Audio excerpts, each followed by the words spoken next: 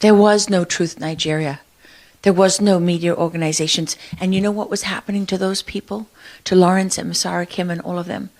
The journalists sitting in the big capital cities, the big cities and in the capital, who were taking the line from the government and didn't have the courage or the integrity or the professionalism or the character or the motivation to go to those frontline villages. They just bought the line from the government that it wasn't really happening, and they bought the line from the U.S. State Department that this is nomadic tribesmen being forced to move from climate change.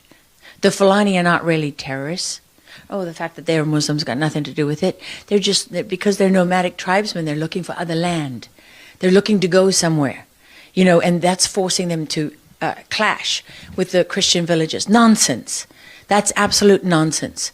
That is just an example to you of how climate has been used as a scam.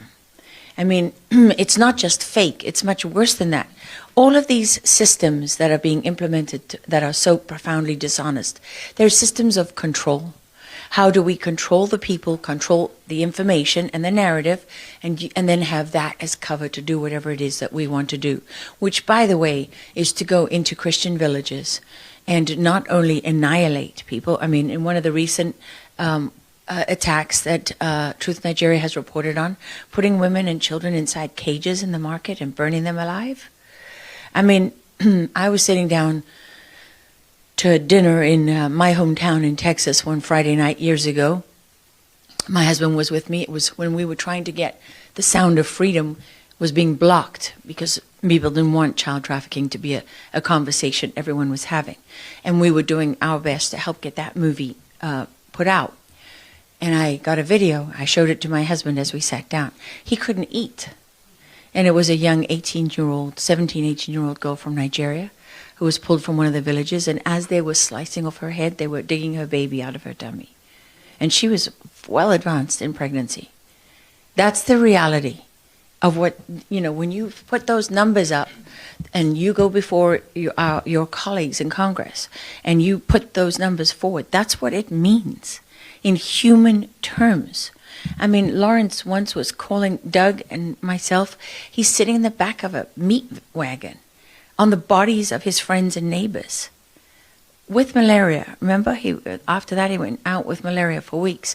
I mean, these the courage of the people who are on the front lines reporting this cannot be overstated.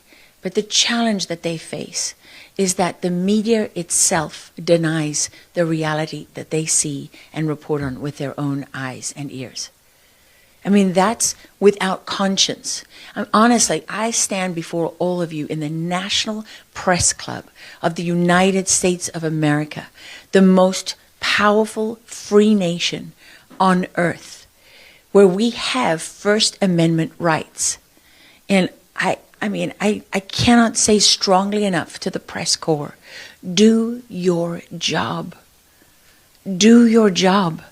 Because we are supposed to be the inspiration and also the safety net for journalists everywhere.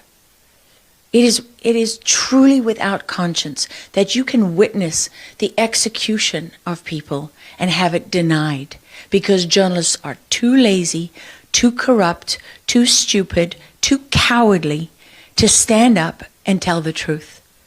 That is without conscience. And, you know, we have to stop being afraid of what people will say to us. We have to stop allowing those who tell the truth to be punished and those who lie to be. Please like, comment, subscribe, and share. Stay blessed.